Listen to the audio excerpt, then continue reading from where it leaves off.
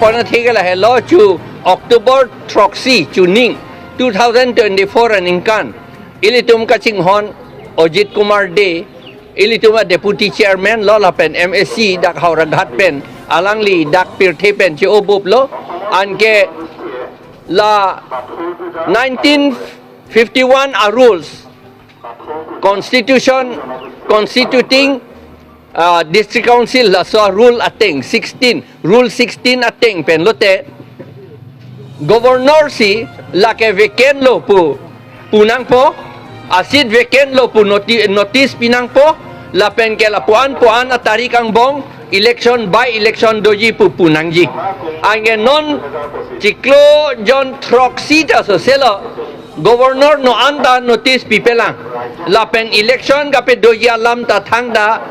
klang klelang la son pulo tangte la ke demokrasi aron la ke violate le la ke karkan le la arkan pet pen Ajok Howraghat MSC area amunit atum ke alang litum a representative avedet le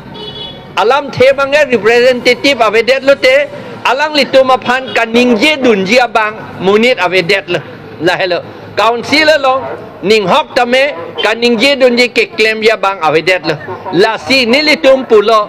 elect non governor la 2013 aningkan amendment do 27 amendment do la so rule 16 aputhak la so teng pen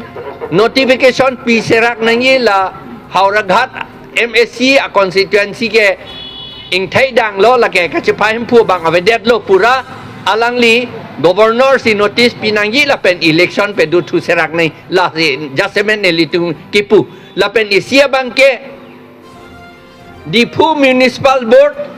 la pen along town ko Howraghat amatalo Howraghat municipal board la pen Hamren municipal board la pen ke Dong Mukak town committee Bokulia la pen ke Dengau la pen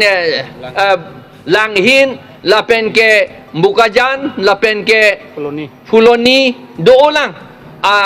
election no anda pedo de ningkan dam bom la binong ke ningkan ke thom pen batai si election pedo nangi town committee an ke setan non anta pedo de la alang litum aron repensi non anta la ad hoc committee si selamver la son ge la ke democratic karkan lo rat atom phan democratic ajak kong cepa har jak long ledet lo la pen alang litum rat atung ko pima aning ke hang hala so alam ningje long ledet lo la potsi non amat election la town committee municipal board along an election pedo serak nei pusin itum pinita dak dolo arni siat dak dolo pinita dolo ako nitum